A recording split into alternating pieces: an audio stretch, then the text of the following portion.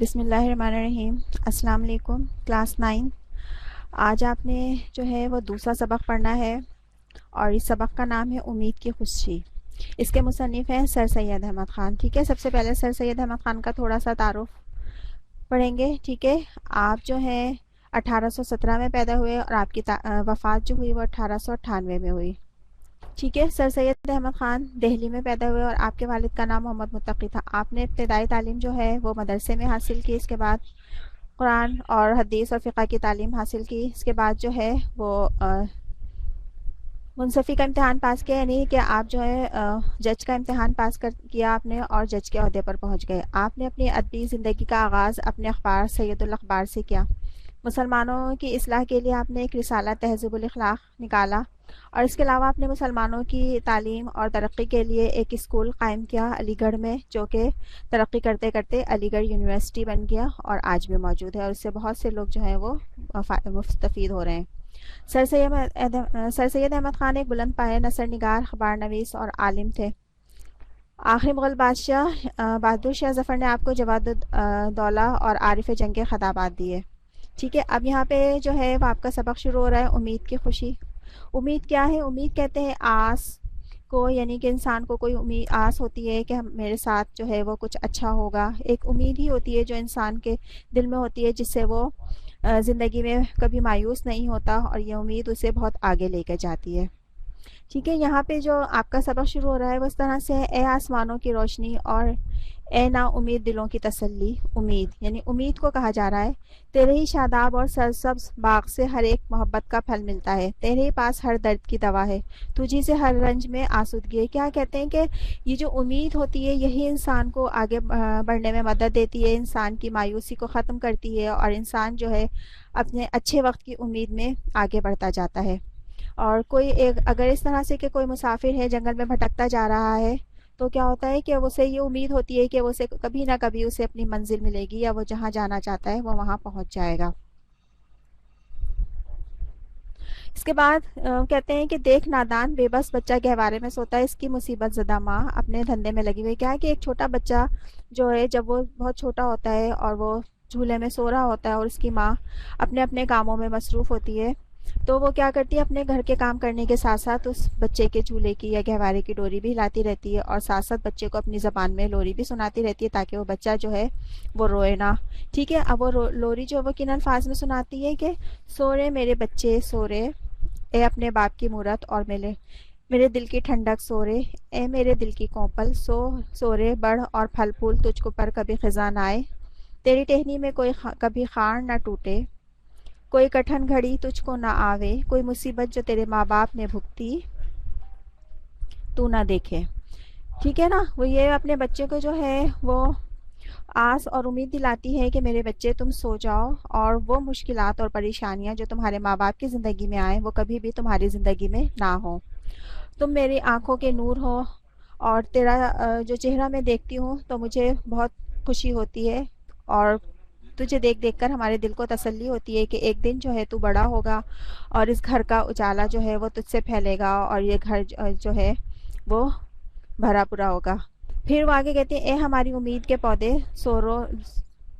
بولو جب اس دنیا میں ہم تم سے جدا ہو جائیں گے تو تم کیا کرو گے۔ یعنی پھر وہ اپنے بیٹے کو کہتی ہے کہ تم ہماری امید ہو، تم ہمارا سہارا ہو، جب ہم اس دنیا سے چلے جائیں گے تو پھر تم ہمارے لیے کیا کرو گے۔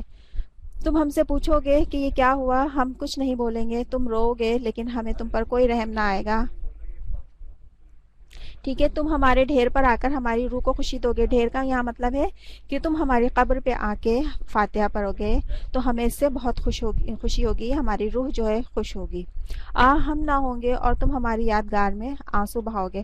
پھر وہ کہتی ہے کہ جب ہم اس دنیا میں نہیں ہوں گے تو تم ہمیں یاد کرو گے اور ہمیں یاد کرتے کرتے رو گے، تمہیں اپنی ماں کا محبت بھرا چہرہ، اپنی باپ کی صورت یاد آئے گی اور ہم کو یہی رنج ہے کہ اس وقت جو ہے تم ہماری محبت کو یاد کر کے اداس ہوگے۔ پھر وہ یہ کہتی ہے کہ سو رے میرے بچے سو، میرے بالے سو۔ یہ امید کی خوشیاں ماں کو اس وقت تھیں جب کہ بچہ غوغا بھی نہیں کر سکتا، یعنی بچہ بہت چھوٹا تھا اور وہ بولنا بھی نہیں سیکھا تھا، تو اس وقت سے اس کی ماں کو یہ امید تھی کہ میرا بچہ ایک دن بڑا ہوگا، ایک کامیاب انسان بنے گا اور جب ہم لوگ اس دنیا سے چلے جائیں گے تو وہ ہمارے لیے آنسو بہائے گا۔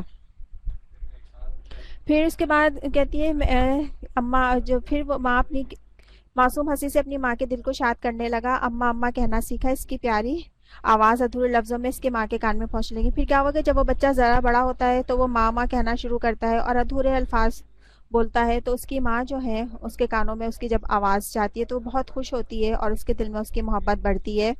پھر جب وہ بچہ اسکول جاتا ہے تو وہاں سے واپس آتا ہے تو دن بھر کا اپنا پڑھا ہوا سبق یا اس کے ساتھ جو کچھ ہوتا ہے وہ اپنی ماں کو سناتا ہے اور اپنے ماں باپ کے ساتھ ہی اٹھتا ہے اور نماز کے لیے، تو وہ اپنے ماں باپ کے ساتھ اٹھتا ہے اور اپنے نماز پڑھتا ہے اور ان کے ساتھ ساتھ جو ان کے اعمال ہوتے ہیں وہ سیکھتا ہے۔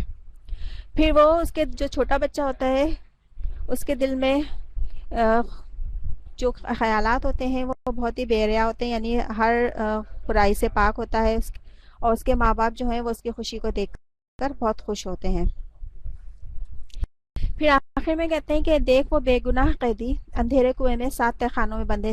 یہاں بے گناہ قیدی سے مراد جو ہے وہ حضرت یوسف علیہ السلام ہے، کہ جب حضرت یوسف علیہ السلام کو ان کے بھائیوں نے ان سے حسد کے صلے میں جو ہے لے جا کر ایک کنویں میں پھینک دیا تھا، تو وہ وہاں سے جو ہے کسی طرح مصر پہنچ گئے تھے ایک غلام کے طور پہ، تو پھر وہاں ان کے ساتھ کچھ برے حالات ہوئے اور وہ پھر قیدی بنا دیے گئے جو کہ بے گناہ تھے۔ تو وہ کہتے ہیں کہ اس بے گناہ قیدی کو بھی جو ہے وہاں پہ یہ آس یا یہ امید تھی کہ وہ کبھی نہ کبھی جو ہے وہ اس اندھیرے سے یا اس قید خانے سے ضرور آزاد ہوں گے، اور انہیں یہ امید تھی کہ ایک نہ ایک دن جو ہے انہیں ان کی بے گناہی جو ہے وہ سب پر ثابت ہو جائے گی اور وہ اس قید سے آزاد ہو جائیں گے۔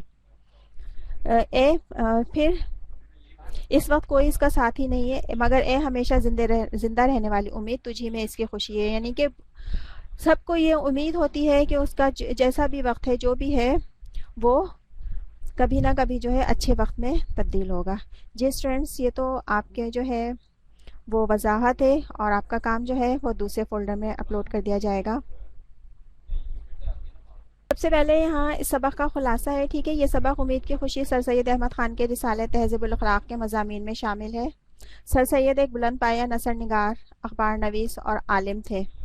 انہوں نے مسلمانوں کی تعلیم کے لیے علی گڑھ میں اسکول قائم کیا جو ترقی پا کر ایک بڑی یونیورسٹی بن گیا۔ ان کی تصانیف میں آثار و سنادید، خطبات حمیدیہ، اسباب بغاوت ہند اور تاریخ سرکشی بجنور شامل ہیں، ٹھیک ہے۔ اب یہاں سے جو ہے تھوڑا سا یہ مصنف کا تعارف تھا، یہاں سے ان کا جو خلاصہ شروع ہوتا ہے کہ انسان اشرف المخلوقات ہے، دوسرے جانداروں سے اس لیے بلند ہے کہ اس میں غور و فکر کی صلاحیت موجود ہے۔ وہ اپنے خیالات اور تصورات سے امیدیں اور آرزویں باندھ لیتا ہے اور انہی کے سہارے زندگی بسر کرتا ہے۔ منزل کو پانے کی امید میں بچے محنت کرتے ہیں، ٹھیک ہے نا، کہ ان کو یہ پتہ ہوتا ہے کہ انہیں ایک آگے جا کے اچھی جو ہے ان کے محنت کا پھل ملے گا، تو انہیں یہ امید ہوتی ہے، تو وہ منزل کو پانے کی امید میں محنت کرتے ہیں کیونکہ ان کے سامنے بہتر اور روشن مستقبل ہوتا ہے۔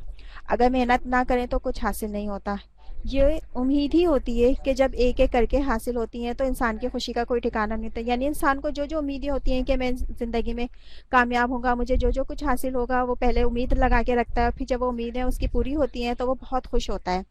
امیدیں پہلے خیالات اور تصورات کی شکل میں ہوتی ہیں، جب ان کی عملی تعبیر حقیقی شکل میں ملتی ہے تو سکون اور راحت کا احساس ہوتا ہے۔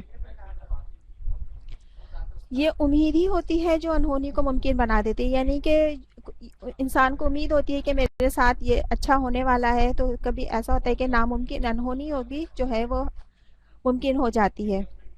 اس کی ایک مثال یہ بھی ہے کہ سر سید نے علی گڑھ کالج قائم کر کے امید کا دامن ہاتھ سے نہ چھوڑا، آج اس کی حقیقی تعبیر سب کے سامنے ہے کہ علی گڑھ میں سر سید احمد خان نے ایک چھوٹا سا اسکول قائم کیا جو کہ بڑھتے بڑھتے آگے جا کر یونیورسٹی کی صورت میں آج سب کے سامنے ہے اور سب اس سے فائدہ اٹھا رہے ہیں۔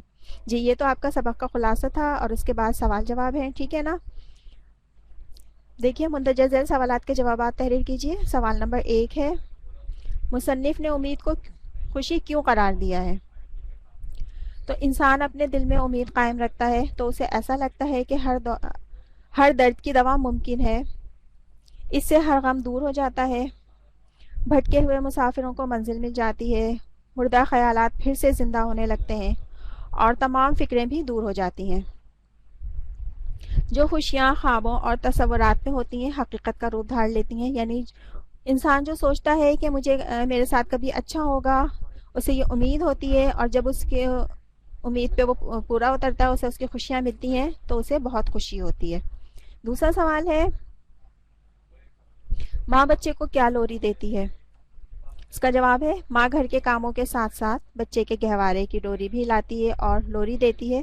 سو رے میرے بچے سو رے، اے اپنے باپ کی مورت اور میرے دل کی ٹھنڈک، سو رے تجھ پر کبھی خزاں نہ آئے، تیری ٹہنی سے کوئی خار نہ ٹوٹے، کوئی کٹھن گھڑی تجھ کو نہ آئے، کوئی ایسی مصیبت جو تیرے ماں باپ نے برداشت کی تو نہ دیکھے، سو رے میرے بچے سو رے۔ یعنی کہ ماں جو ہے وہ اپنے بچے کو دعا دیتی جاتی ہے کہ تو جو ہے میرے دل کا چین ہے، اپنے باپ کی دل کی ٹھنڈک ہے، تو میں یہ چاہتی ہوں کہ تجھ پر جو ہے وہ کبھی بھی کوئی خزاں نہ آئے، یعنی کوئی برا موسم جو ہے وہ تو نہ دیکھے، اور تجھ پر کوئی مشکل وقت نہ آئے، کوئی ایسا وقت جو تیرے ماں باپ نے مشکل دیکھا ہو وہ وقت تیرے پاس نہ آئے۔ سوال نمبر 3 ہے بے گناہ قیدی کیوں رنجیدہ تھا؟ بے گناہ قیدی جو ہے یہاں حضرت یوسف علیہ السلام ہیں، جنہیں ان کے بھائیوں نے حسد میں کنویں میں پھینک دیا تھا اور یہ مشہور کر دیا تھا کہ حضرت یوسف کو بھیڑیا کھا گیا ہے۔ حضرت یوسف علیہ السلام کو ایک شخص نے کنویں سے نکال کر غلام بنا کر بیچ دیا، جہاں وہ جھوٹے الزام میں قید کر دیے گئے۔ وہ بے گناہ تھے اور انہیں اپنے بوڑھے والد کا غم جو ہے صدمہ پہنچا رہا تھا۔ قید خانے کی مصیبت، اس کا گہرا اندھیرا اور اپنی بے گناہی کا خیال ان کو رنجیدہ رکھتا تھا۔ ٹھیک ہے، اس کے بعد سوال نمبر 4 ہے امید ہماری زندگی میں کیا تبدیلیاں لا سکتی ہے؟ اس کا جواب ہے جب ہمیں کوئی عہدہ یا مرتبہ حاصل کرنا ہوتا ہے تو اس کے لیے محنت کی جاتی ہے، کیونکہ انسان کو یہ امید ہوتی ہے کہ وہ ضرور کامیاب ہوگا۔ امید کی روشنی میں علم و ہنر کی صلاحیت اور قابلیت حاصل کر کے خود کو، اپنے خاندان اور اپنے معاشرے کو ترقی کی راہ پر گامزن کر سکتے ہیں۔ امید کا دامن تھامے رہنے سے ہی بڑی بڑی ایجادات اور کارنامے سامنے آ جاتے ہیں۔ اسی لیے کہتے ہیں کہ امید ہماری زندگی میں مثبت تبدیلیاں لا سکتی ہے۔ ٹھیک ہے نا، یہاں پہ سوال یہی پوچھا تھا کہ امید ہماری زندگی میں کیا تبدیلیاں لا سکتی ہے، تو امید جو ہے وہ ہماری زندگی میں مثبت تبدیلیاں لا سکتی ہے۔ اچھا، اس کے بعد سوال نمبر 5 ہے آپ کی کون سی امید آپ کے والدین کے لیے خوشی کا باعث ہے؟ اس کا جواب آپ خود لکھیں گے کہ آپ کی کون سی امید ہے جس کی وجہ سے آپ کے والدین جو ہے وہ خوش ہو سکتے ہیں۔ ٹھیک ہے، اوکے اسٹوڈینٹس، یہ تو آپ کا کے سوال جواب تھے۔ آپ نے یہ کام جو ہے اپنی کاپی میں کرنا ہے۔ اوکے۔